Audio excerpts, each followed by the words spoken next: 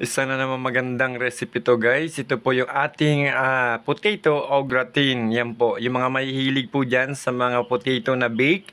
Ito po idagdag nyo po sa mga recipe ninyo. Okay guys, andyan na po yan mga recipe niya, mga sangkap ko. Depende na po yan sa inyo. Kung meron po kayong paprika, mas maganda po. Depende sa inyo kung ano po yung gusto ninyong ilagay pa po dyan. Yung iba kasi dyan, ilalagyan nila ng mga chop na chives. Yung iba nilalagyan pa ng mga onion, carrots, kung ano na po pa po nilalagay nila at hinahalo nila sa potato bake nila. So kayo po, na mga mahihilig kayong kumain ng mga potato bake, suggest ko lang po, gawa po kayo ng sarili ninyong version ng au gratin.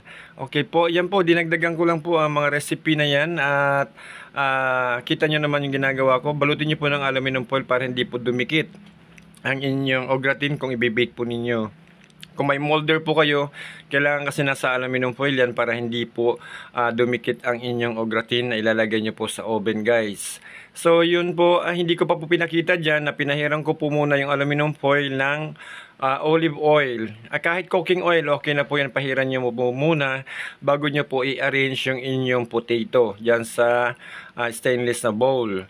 So kayo po, kung kayo gagawa niyan, create your own. Sinasabi ko nga, dinadagdagan ko lang at dagdag kaalaman sa inyong mga ginagawa at baka gusto nyong gumawa ng mga ganitong klaseng recipe, go go go, i-half cook lang po ninyo yung potato niyo muna, i-boil ninyo, pagkatapos nyo i-slice and i-half cook po ninyo i-boiled at saka po ninyo kunin, tanggalin sa tubig, tapos ilagay nyo po siya sa kawali na may buttered, yan na po, just isutay po lang yung isutay lang po. Salamat!